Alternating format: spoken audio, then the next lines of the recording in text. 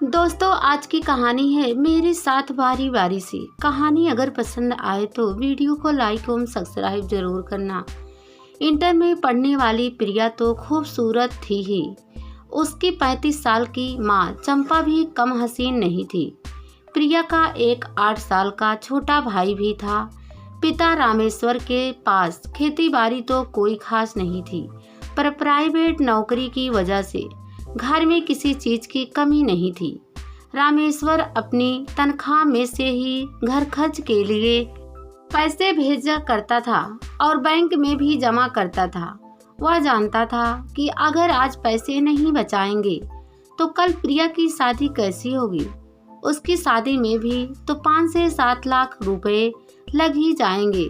रामेश्वर के बाहर रहने की वजह से चंपा को बच्चों के साथ अकेले ही घर संभालना होता था। मतलब हाट बाजार के लिए भी चंपा को ही जाना पड़ता था, जबकि उसका गांव राज्य के कद्दावर मंत्री का गांव था।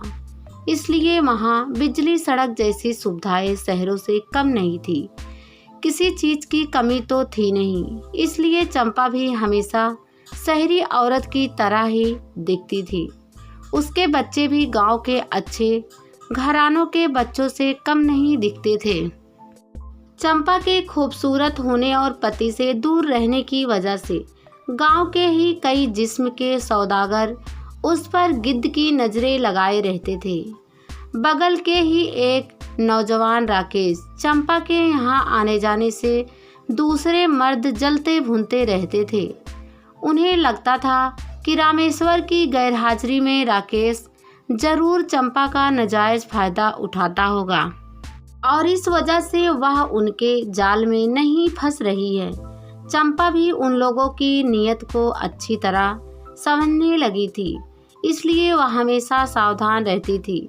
पिछले कोरोना काल में जब कंपनी बंद हो गई तो एक आध महीना तो रामेश्वर गुजरात में जैसे तैसे रहा था, पर जैसे ही सुविधाओं की कमी होने लगी वैसे ही वह अपने गांव आ गया था। रामेश्वर घर तो जरूर आ गया था, पर आते ही कोरोना का शिकार हो गया था और अस्पताल ले जाने में ही उसकी मौत हो गई थी।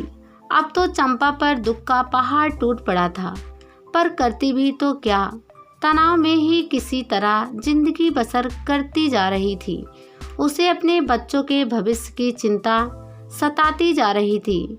इस वजह से वह दिल से जुड़ी बीमारी का शिकार हो गई थी, जबकि डॉक्टरों ने बताया भी था कि अगर वह बेवजह की चिंता करना छोड़ दे तो उसे काफ़ी राहत मिल सकती है। इधर गांव के मनचले नौजवानों को लगने लगा था कि अब चंपा घर की समस्याओं से जूझती चली जाएगी। कटी हुई घास आखिर कितने दिनों तक काम आएगी, इसलिए चंपा अब उनके बुने जाल में आसानी से फंस सकती है। तब तक प्रिया भी जवानी की दहलीज पर पहुंच चुकी थी। वह भी अपनी माँ की तरह ही हसीन दिखती थी। अब लंपट लोगों की नजरें कभी माँ से गिरती तो बेटी पर अटक जाती और बेटी से गिरती तो माँ पर अटक जाती, पर उनकी दाल गल नहीं पाती थी, जिसकी वजह से उन्हें काफ़ी खींच भी होती थी। फिर भी वह मौके की तलाश में रहते थे। अगले साल जब फिर कोरोना की दूसरी लहर आई तो चंपा उससे बच नहीं सकी, क्योंकि जब दोनों बच्चों को बुखार आया तो ठीक होने का नाम ही नहीं ले रहा था, जिसकी वजह से चंपा को बार बार कभी डॉक्टर तो कभी मेडिकल स्टोर की दौड़ लगानी पड़ रही थी। उसे बस यही लग रहा था कि किसी तरह उसके बच्चे ठीक हो जाएं। कुछ दिन के बाद बच्चे तो ठीक हो गए, पर चंपा की तबीयत बिगड़ गई। कुछ दिनों तक तो वह घर पर ही दवा खाती रही, पर बुखार में कोई सुधार नहीं हुआ। एक दिन चंपा को देखने गांव का ही मनोज नामक नौजवान आया और पड़ोस के लोगों को जमा करके बोला, एक गांव का होने के नाते हम लोगों का भी तो कुछ फर्ज बनता है। आखिर गांव घर का आदमी होता किस लिए है। इन्हें ले चलिए, पटना के एक अच्छे अस्पताल में मेरी जान पहचान के कई लोग हैं। वहाँ का चार्ज तो बहुत ज़्यादा है, पर मैं चलूँगा तो काफ़ी कम पैसों में इलाज हो जाएगा। ऐसे हालात में चंपा की भी मजबूरी हो गई। भला जान किसके लिए प्यारी नहीं होती। वह मनोज के साथ चल दी तो प्रिया भी साथ हो ली। मनोज मन ही मन काफ़ी खुश हुआ। मनोज ने चंपा को अस्पताल में भर्ती करवा दिया और वहीं रहने भी लगा, जबकि प्रिया को कहा गया कि यहाँ मरीज की देखभाल अस्पताल वाले ही करते हैं, इसलिए आपको वार्ड से बाहर ही रहना पड़ेगा।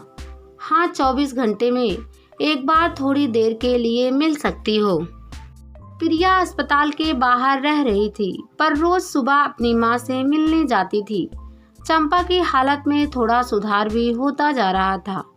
प्रिया को लगा 2 से 3 दिनों के अंदर ही उसकी माँ को अस्पताल से छुट्टी मिल जाएगी।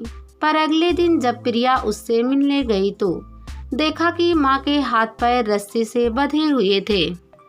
माँ ने बताया, मेरे साथ 5 लोगों ने बारी बारी से जबरदस्ती की है। प्रिया ने अपनी माँ के बयान का वीडियो बनाकर सोशल मीडिया पर वायरल कर दिया। अस्पताल वाले सफाई देते रहे कि चंपा की दिमागी हालत अच्छी नहीं थी, इसलिए उसके हाथ पैर बांध दिए थे।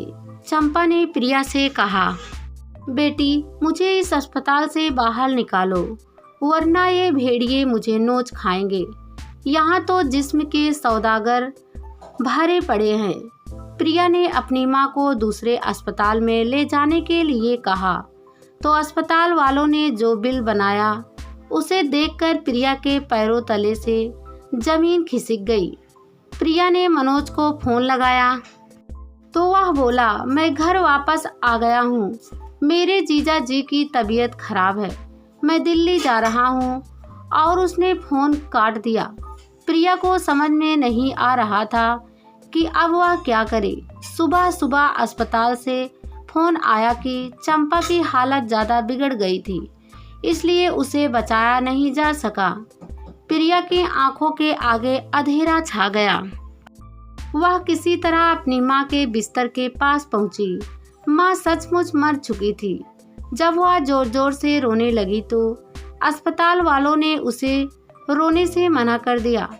वैसे तो अस्पताल में मरे मरीजों को उनके परिवार वालों को सुपुर्द कर दिया जाता था, पर चंपा की लाश को पहले से ही बाहर खड़ी एम्बुलेंस में डाला गया और उसमें प्रिया को बिठाया गया।